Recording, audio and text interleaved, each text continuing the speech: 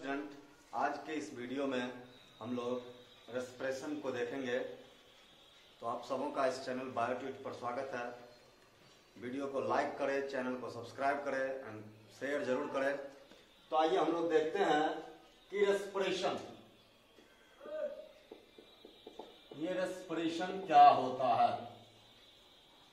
Respiration and gaseous exchange दोनों को एक साथ पढ़ते हैं। गैसियस एक्सचेंज जो है, गैसियस एक्सचेंज ये इन्वायरमेंट से किसी बॉडी के अंदर गैस का जाना और जो गैस बॉडी के अंदर बनता है कार्बन डाइऑक्साइड, उसका बाहर निकलना, और इस दौरान जो प्रोसेस होता है सेल के अंदर, जो रिएक्शंस होते हैं, जो केमिकल प्रोसेस होता है, वो सारा एक साथ मिलकर के रेस्पिरेशन कहलाता है। तो रेस्पिरेशन को हम लोग डिफाइन करते हैं या enzymatic breakdown,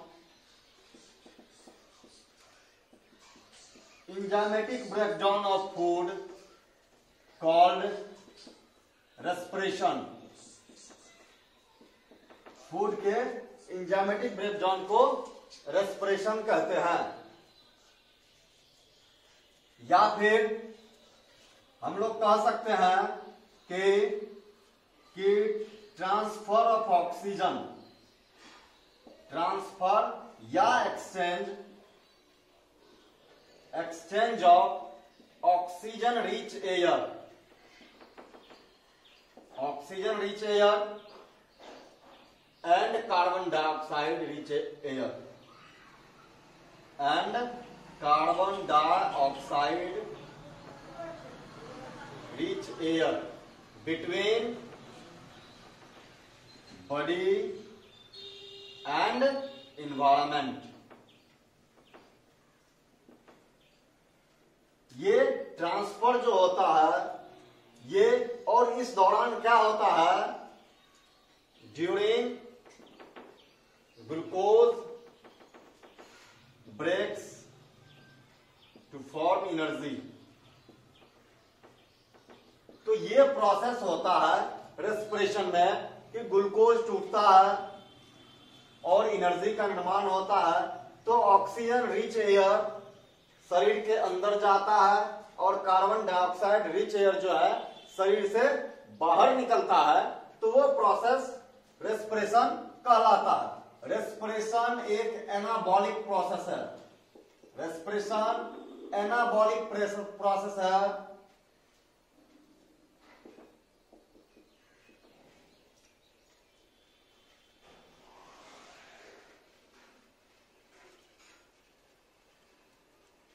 respiration catabolic process है, यानी कि इसमें फूड ब्रेक होता है, भोजन टूटता है। जो डाइजेस्टेड फूड होता है, हमारे शरीर में डाइजेशन के बाद जिस फूड का एब्जॉर्प्शन होता है, उस फूड को पुनः ब्रेक डाउन होता है, उसके और सिंपलर कंपोनेंट में यानी कि कार्बन डाइऑक्साइड में बदल जाता है और एनर्जी में। तो इसलिए रेस्पिरेशन को कैटाबॉलिक प्रोसेस कहते हैं। तो ये रेस्पिरेशन है। तो रेस्पिरेशन की जरूरत जीवों को क्यों होती है, ये हम लोग देखेंगे कि रेस्पिरेशन जीवों के लिए क्यों जरूरी है। नीड ऑफ रेस्पिरेशन जीवों के लिए जरूरी क्यों है। Need of respiration. तो हम लोग जानते हैं कि हम लोग जो भोजन करते हैं, भोजन कई सारे डाइजेस्टिव जूस की मदद से भोजन का ब्रेकडाउन होता है, भोजन डाइजेस्ट होता है। किस तरह से डाइजेस्ट होता है ये हम लोग पहले वीडियो में देख चुके हैं। तो डाइजेस्ट होने के बाद उसका एब्जॉर्प्शन होता है स्मॉल इंटेस्टाइन में, वहां से भोजन जो है ब्लड में जाता है, ब्लड से सेल में चला जाता है। अब क्या है कि सेल में जो ग्लूकोज या अमीनो एसिड पहुंचता है, तो ग्लूकोज को हम लोग रेस्पिरेटरी फ्यूल कहते हैं, वो रेस्पिरेशन में यूज होता है। तो अब वो ग्लूकोज क्या होता है, टूटता है, वो ग्लूकोज टूटता है। तो ग्लूकोज को टूटने के लिए क्या चाहिए, तो ऑक्सीजन चाहिए। बहुत कम जगह ग्लूकोज बिना ऑक्सीजन का टूटता है, नहीं तो ग्लूकोज को टूटने के लिए ऑक्सीजन चाहिए। तो वो ऑक्सीजन के प्रेजेंस में ग्लूकोज टूट करके एनर्जी का निर्माण करता है। तो उसी एनर्जी से जो है हमारे शरीर में जितना भी काम होता है, उस काम के लिए हमारे शरीर में जो भी वर्क होते हैं उसके लिए जो एनर्जी चाहिए वो रेस्पिरेशन के थ्रू ही मिलता है। यानी कि एनर्जी जो है वो रेस्पिरेशन ही प्रोवाइड करता है।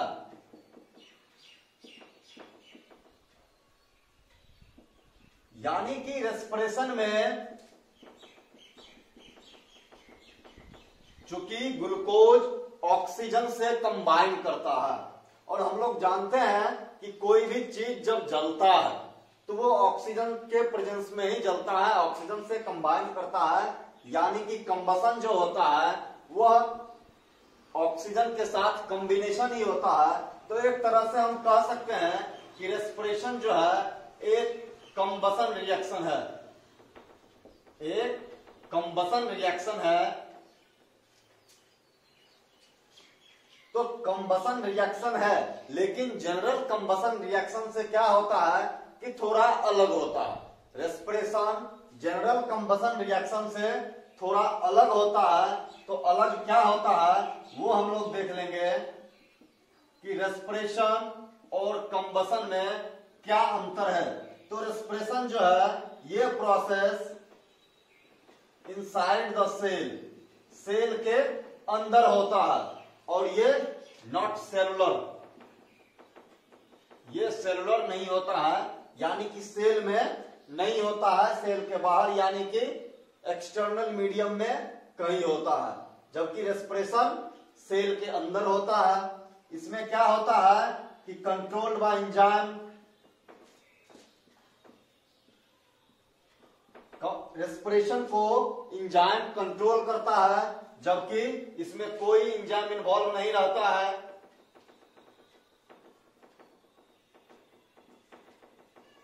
इसमें कोई एंजाइम इन्वॉल्व नहीं होता है कंबसन प्रोसेस में।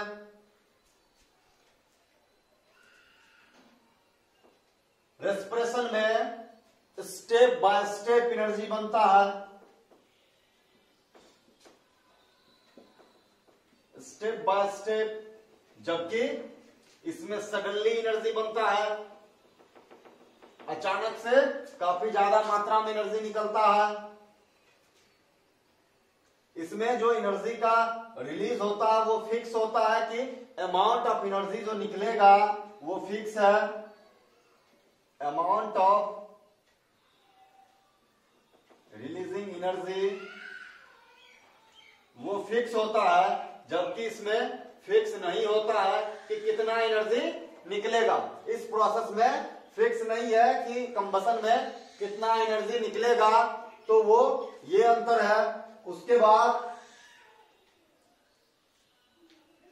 रेस्पिरेशन जो एंजाइम के द्वारा कंट्रोल होता है, हम कह सकते हैं कि वो बायोलॉजिकली कंट्रोल होता है, जबकि कंबसन को कंट्रोल हम लोग बायोलॉजिकली नहीं करते हैं, एंजाइम के द्वारा कंट्रोल नहीं होता है।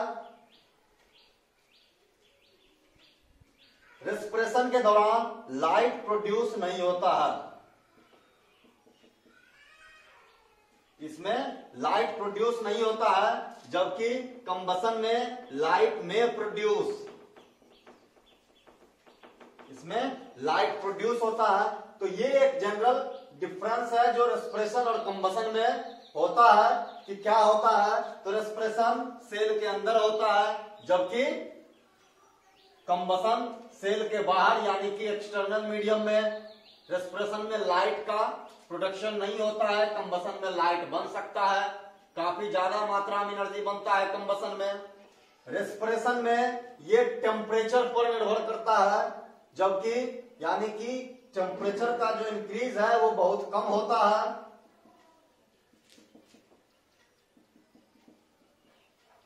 और इसमें टेम्परेचर अचानक से बढ़ जाता है।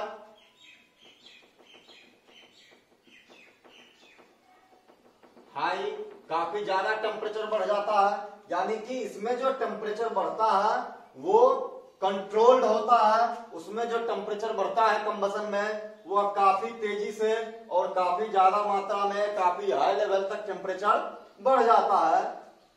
तो ये रेस्पिरेशन और कंबसन का एक सिंपल डिफरेंस है, जो चूंकि रेस्पिरेशन कंबसन ही होता है, लेकिन ऐसा कंबसन है जो सेल के अंदर होता है, एंजाइम के द्वारा कंट्रोल्ड होता है, जबकि एक्सटर्नल मीडियम में होने वाला कंबसन में ऐसा कोई कंट्रोलिंग नहीं होता है।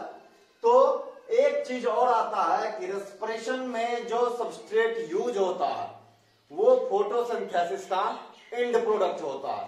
तो कभी कभी दोनों में थोड़ा बच्चे जो है कंफ्यूज कर जाते हैं कि आखिर रेस्पिरेशन और फोटोसिंथेसिस में क्या अंतर है, या जिस सेल में रेस्पिरेशन होगा उसमें फोटोसिंथेसिस होगा कि नहीं होगा, जिसमें फोटोसिंथेसिस होगा उसमें रेस्पिरेशन होगा या नहीं होगा।